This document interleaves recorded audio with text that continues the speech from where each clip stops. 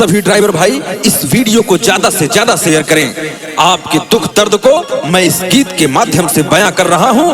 ज्यादा से ज्यादा शेयर करें ताकि ज्यादा से ज्यादा लोगों तक ये पहुंच सके, जिससे हमारे सभी ड्राइवर भाइयों को न्याय मिल सके।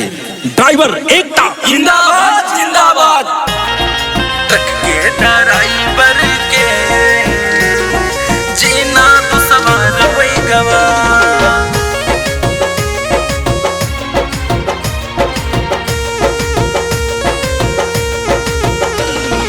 वाह अमित शाह चाचा, वाह अमित शाह चाचा, ई कैसन कानून होई गवा। वाह अमित शाह चाचा, ई कैसन कानून होई गवा। वाह अमित शाह चाचा, कैसन कानून होई गवा।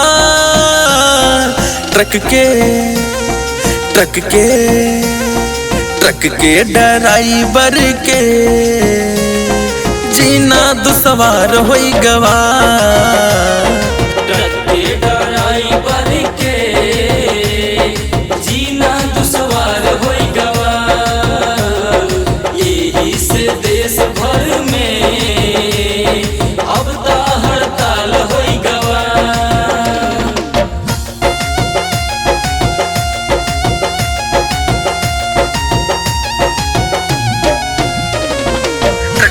ड्राइवर के जीना तो सवार होई गवा।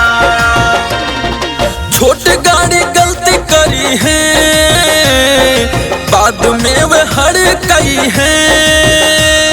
रुक के मदद करी है तो पब्लिक से मार खाई है। सबसे अगर बची जाई है, जुर्माना 10 के पार होई गवा। इतने से काम ना चले, सजा कारागार होई गवा।